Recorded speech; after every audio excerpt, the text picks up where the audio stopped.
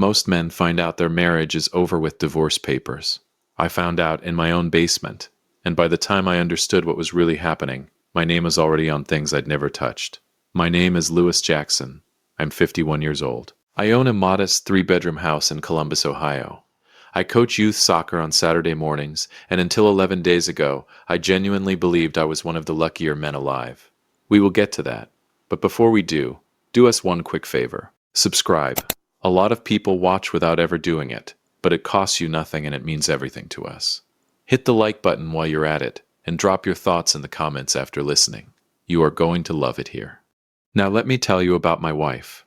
Her name is Claire Ann Jackson. Married 15 years, together for 18. She likes lavender candles, true crime podcasts, which in hindsight should have been a red flag the size of Montana, and she takes her coffee with exactly 1 sugar and a splash of oat milk. I know this woman. I know her. Or I thought I did. This all started on a Tuesday in February, which is already the worst month of the year. Claire was in Atlanta visiting her college roommate, Donna. She'd been gone 3 days. I was living my best bachelor life. Cereal for dinner, sports on every screen, wearing the same hoodie for 48 hours straight. Thriving, honestly. Then the furnace started making a sound. Not a normal sound. Not the usual groan and click that every furnace makes when it's cold enough outside to freeze your good judgment. This was a sound, low, rhythmic, like something metallic chewing on something it shouldn't. I called the first HVAC company that came up on Google. Guy named Dale showed up 40 minutes later. Dale Briggs from Briggs & Sons Heating and Cooling. Nice guy, big mustache. Smelled faintly of coffee and motor oil. "Give me 20 minutes, Dale said, heading toward the basement. I gave him 20 minutes. Made myself a sandwich. Watched half a highlight reel. Living. Then my phone buzzed. A text.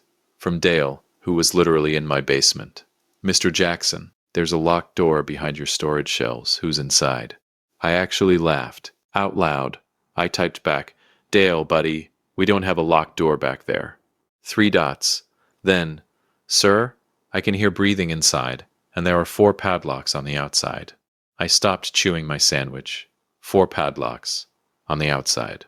I want you to understand something about that detail, because I didn't fully process it at the moment. Locks on the outside of a door don't keep intruders out.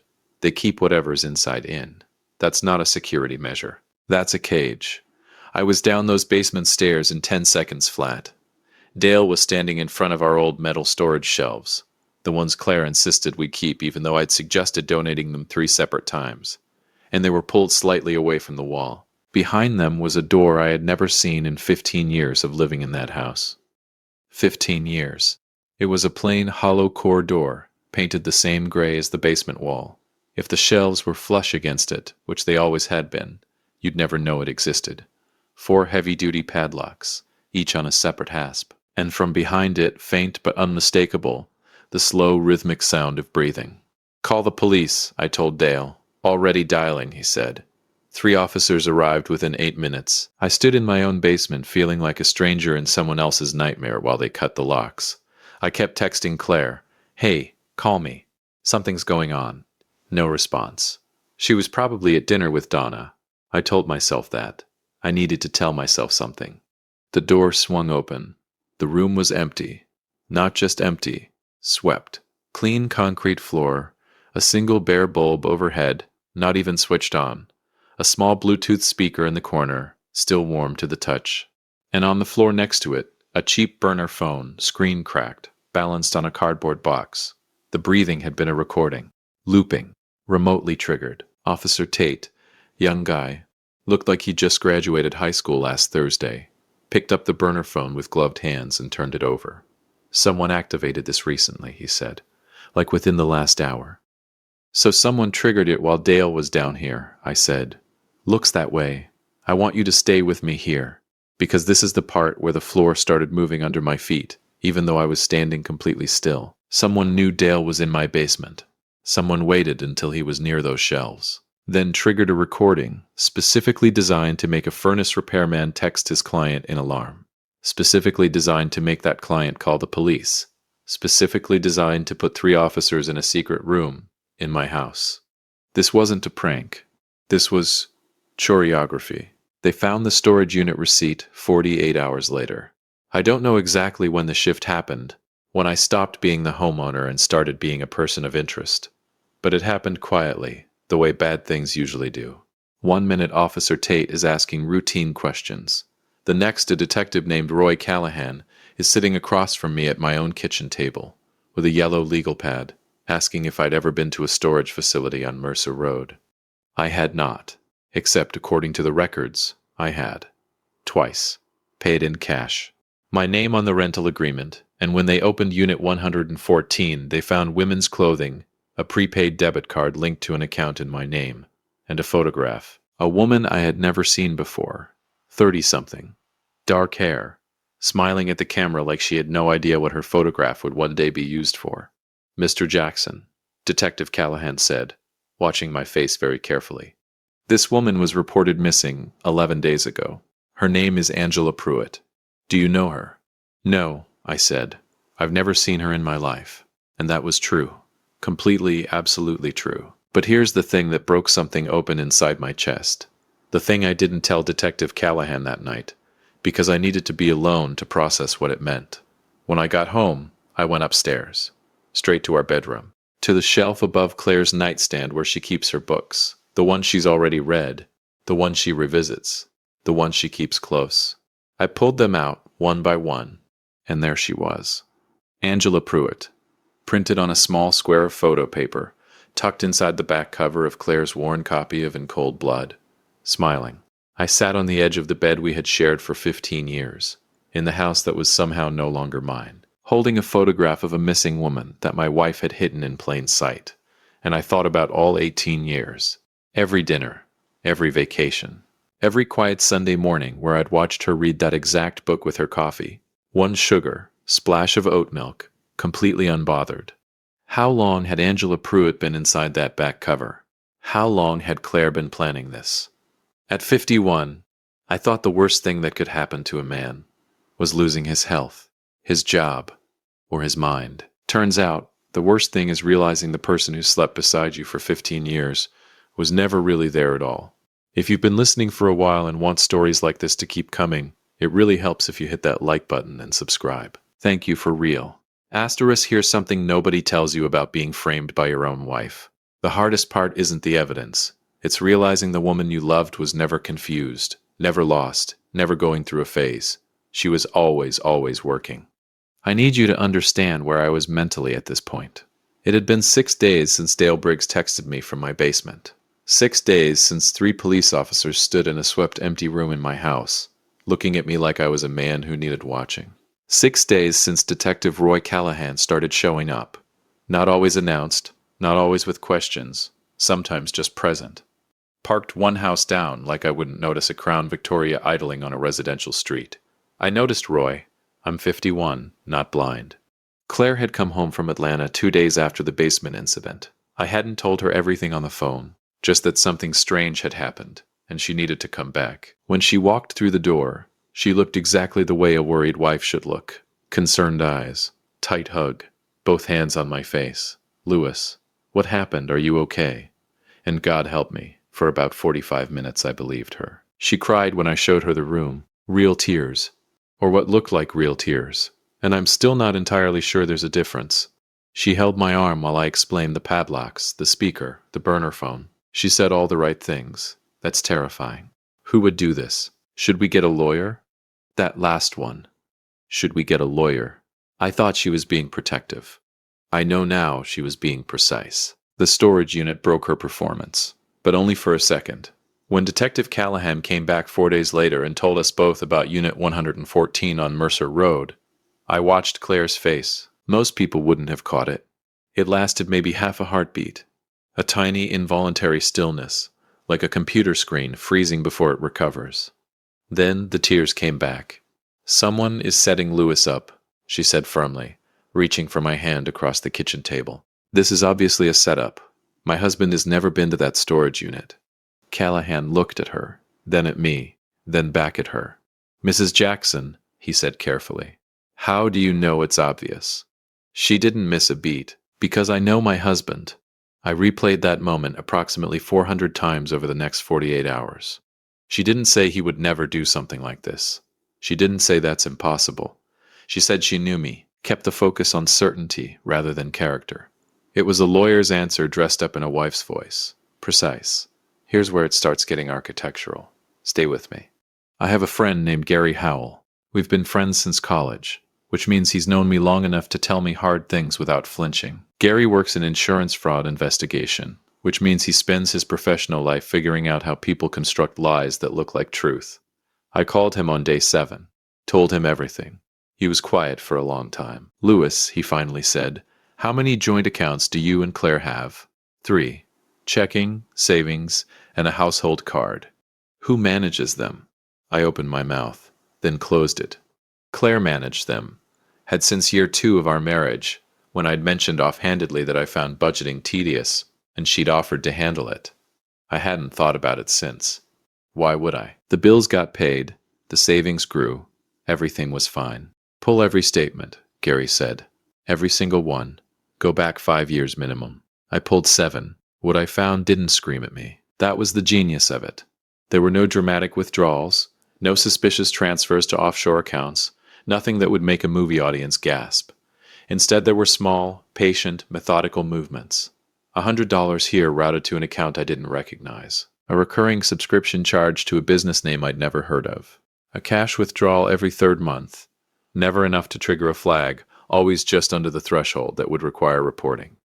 Over 7 years, it added up to just over $60,000. $60,000 moved so quietly I'd never heard a sound. I sat at my kitchen desk at 2 a.m. staring at those numbers and felt something I can only describe as a specific kind of cold. Not the cold of fear, the cold of scale, because this wasn't something Claire had decided to do after a bad year or a rough patch. The first irregular transaction was dated 14 months after our wedding. She started planning this when we were still unpacking boxes in our first apartment together. 14 months in. Gary came over the next morning. We spread everything across the dining room table. Bank records, the storage unit paperwork, the police report, a timeline I'd built on a legal pad at 3 a.m. Gary studied it for a long time without speaking, which is his way of being respectful about the fact that what he's looking at is worse than you think. The storage unit rental, he said finally. Walk me through your phone that week. What do you mean? Where was your phone the night before the rental agreement was signed? I thought about it. On the nightstand. I always charge it overnight on the nightstand. Gary looked at me. And where was Claire? The bedroom. Obviously. We shared a bedroom. We shared a bed. We had for 15 years, and I had never once thought of my charging phone on my nightstand as a vulnerability. She had taken my phone while I slept. Driven to Mercer Road. Signed the rental agreement in my name. She knew my signature the way you know a song you've heard 10,000 times. Paid cash, set up the unit, and been back in bed before my alarm went off. I thought about the morning after. Had she seemed different? Tired? Off? I couldn't remember. I couldn't remember because it was a Tuesday, and on Tuesdays I leave early for a 7 a.m. budget call, and I kiss her forehead and grab my travel mug, and I don't look back. 18 years of not looking back. The furnace call, Gary said quietly. I looked at him. You said you called the HVAC company the morning the furnace started making noise. Did you call from your cell or your landline? We don't have a landline. We haven't had one in years. Cell, I said. Pull your outgoing call log for that morning. I already knew what I was going to find before I found it. I think some part of me had known since the moment Dale texted me from the basement. I just hadn't been ready to look directly at it. The call to Briggs & Sons Heating and Cooling had been made from my number at 8:47 a.m. I had been at the office by 7. I had a timestamp on my parking garage entry to prove it. Claire had made the call. From my phone, which she'd taken again, or maybe kept, and used to schedule a repairman she knew would go to the basement, find the shelves, find the door, hear the breathing, and text me an alarm. She had engineered the entire first act. The furnace noise, I still don't know how she did it, but Gary suspects a small mechanical device attached to the blower, something simple, something removable. The secret room, built or discovered and prepared over God knows how long, the recording, the burner phone, the timing of the trigger. She had stood in Atlanta at dinner with Donna, and with one tap on a remote app had set the whole thing in motion, while I ate a sandwich and watched highlights upstairs. Louis, Gary said, and his voice had dropped to the kind of register men use when they're about to say something they wish they didn't have to. This isn't a plan someone puts together in a few months. The financial movement alone goes back 7 years. The identity construction, your name on accounts you didn't open, your prints on a unit you didn't visit, that takes practice. Repetition. She didn't just study you. He paused. She became fluent in you. I stood up from the table and walked to the kitchen window and looked out at the backyard. The yard I'd mowed 1,000 times. The garden Claire planted 2 summers ago, which I'd helped water every evening that fall because she said the seedlings needed consistency. I had watered her garden while she was building my grave. At 51 years old, I had one move left, and I hadn't told Gary about it yet. I hadn't told anyone, because the only way it worked was if Claire believed, completely convincingly believed, that her plan had succeeded. She needed to think she'd won, and I needed her to stay comfortable just long enough. There is a particular kind of quiet that falls over a man when he stops being afraid and starts being dangerous. I found that quiet on a Wednesday morning, sitting at my kitchen table with cold coffee and 7 years of bank statements, and I made a decision that I have not lost 1 minute of sleep over since. Asterisk. I did not call a lawyer. I did not confront Claire. I did not go back to Detective Callahan with what Gary and I had found, because here's the thing about evidence. It only works if the person presenting it is credible. And right now, in the eyes of Columbus PD, I was a 51-year-old man whose name was on a storage unit containing a missing woman's belongings. My credibility was not exactly at its peak. Claire had thought of that too. Of course she had. So I did the only thing she hadn't planned for. I became someone she couldn't read. First I called my brother, Dennis. Dennis Jackson, retired Army, currently living in Dayton, the kind of man who owns 3 guns legally, speaks in short sentences, and has never in his life panicked about anything. I drove to Dayton on a Thursday morning, told Claire I needed a few days to clear my head, and watched her face arrange itself into the perfect expression of sympathetic understanding. "Take all the time you need, baby," she said. I almost smiled. At Dennis's kitchen table, over black coffee and leftover cornbread, I laid out everything: the basement, the storage unit, the bank records, the call logs, the photograph in the back of In Cold Blood. Dennis listened without interrupting, which for him is the equivalent of anyone else screaming in horror. When I finished, he was quiet for a long moment. "You said she talks to someone," he said. "Someone she trusts." "Her friend Renee," I said. "Renee Gallagher. They've been close since before Claire and I met. Talk every week, sometimes twice. In person or phone? Both. Renee lives in Cincinnati. She visits maybe 4 times a year. They also do these long calls, 2, 3 hours sometimes. Claire takes them in the sunroom with the door closed." Dennis nodded slowly. "How long ago did you put the baby monitor in the sunroom?" I looked at him. He looked back at me, completely straight-faced. "Dennis," I said, "I haven't." "I know you haven't," he said, "but you're about to. Here is something I want to be clear about. I am not a vengeful man by nature. I coached youth soccer for 11 years. I have never in my life thrown a punch outside of a gym. I am the man at the cookout who makes sure everyone has a drink and remembers the vegetarians. Vengeance is not in my original wiring. But I am an extremely patient man, and patience, it turns out, is the only currency that matters in a long game." Dennis ordered the monitor online, paid cash at a UPS store kiosk, shipped to a P.O. box, the kind of operational precision that 18 years in the Army apparently just permanently installs in a person. I drove back home on Saturday, told Claire I felt better, let her hug me in the doorway while I counted her heartbeats against my chest, and felt absolutely nothing. That was the strangest part. Not rage, not grief, just clarity. I installed the monitor on a Sunday afternoon while Claire was grocery shopping. Small device, wireless, tucked behind a decorative plant on the sunroom windowsill that I had never once moved in 15 years, and neither had she. Took me 4 minutes. I drove to Dennis's that evening, confirmed the audio feed was clean on his laptop, and drove home for dinner. Claire made pasta, asked if I was feeling more like myself. "Getting there," I said. She smiled and refilled my water glass. I waited 19 days. 19 days of being Lewis Jackson, loving husband, cooperative resident, casual subject of a missing persons investigation. 19 days of answering Callahan's questions patiently, of letting Claire hold my hand in front of him, of watching her perform concern so flawlessly that even I had moments, brief disorienting moments, of wondering if I'd constructed the whole thing in my grief. Then, on a Thursday evening in the third week, Renee Gallagher came to visit. I made myself scarce, told Claire I was heading to Gary's for the evening, kissed her cheek, and drove exactly 4 blocks before parking and opening my phone. The audio was crystal. They talked for 20 minutes about ordinary things: Renee's job, a cousin's wedding, a restaurant in Cincinnati worth the drive. I almost convinced myself I was wrong, that I had planted a listening device in my own sunroom based on paranoia and pain and Gary Howell's insurance fraud instincts.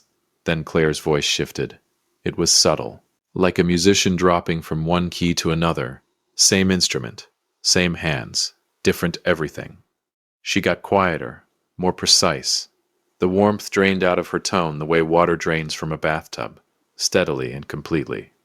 "He has no idea," Claire said. Renee was quiet for a moment. "You're sure? He's walking around here making me coffee in the mornings. Roy is treating him like a suspect, and he's just Louis. He's exactly who he's always been. He can't see past what's in front of him. He never could." "And the woman? Angela?" "Safe," Claire said. "She agreed to disappear for 60 days. She's in Phoenix. I paid her well enough that she won't talk, and by the time 60 days is up, Louis will be too buried to matter." A pause. "Claire." Renee's voice was careful, uncertain. "What happens to him? Actually happens?"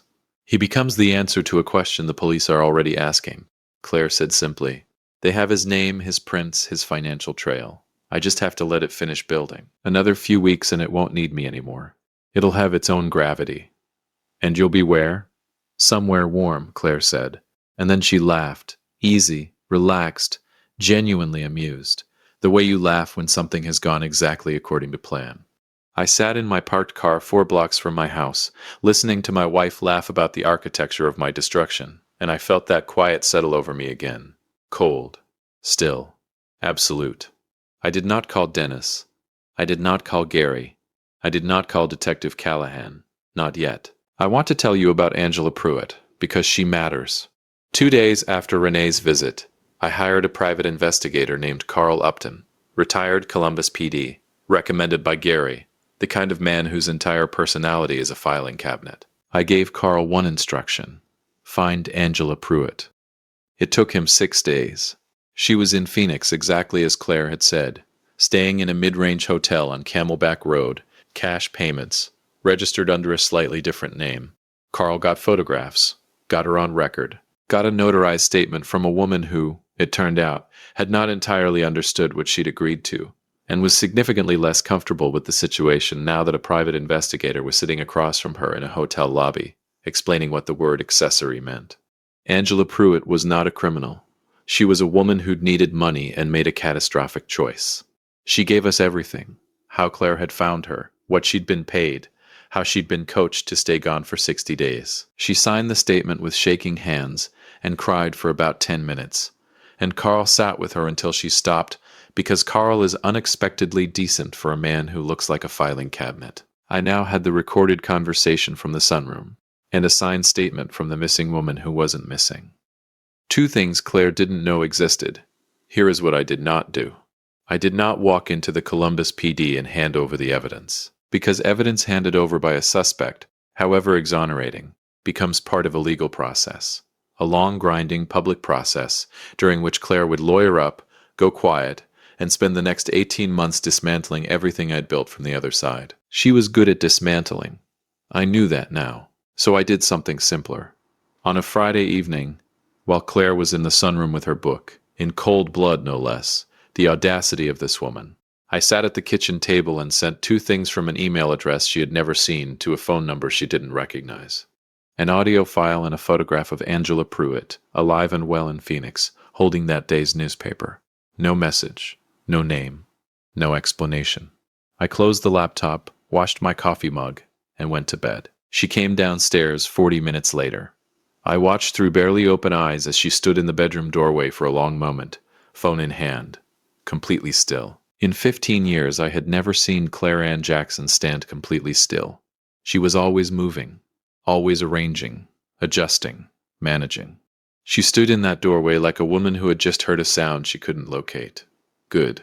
The next morning I drove to Detective Callahan's office and placed Carl Upton's full report on his desk. The statement, the photographs, the financial records, the call logs, all of it, organized in a navy blue folder with a metal clasp because I am a thorough man.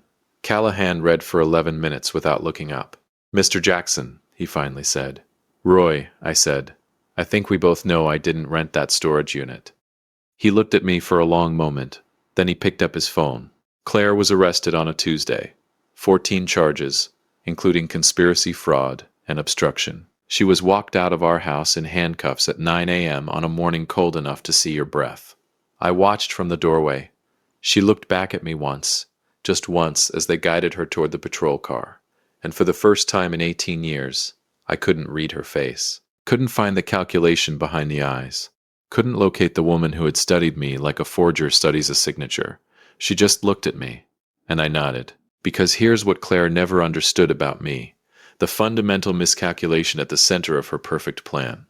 She had spent years watching what I did, where I went, how I signed my name, how I slept.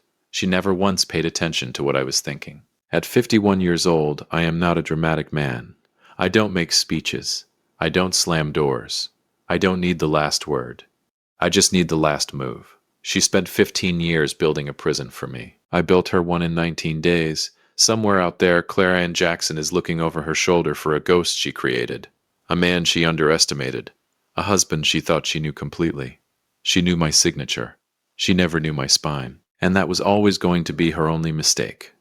If you enjoyed this story, join our community by hitting that like button and subscribing for more real, raw, and family-centered stories. And as always, thank you for being a part of Dad's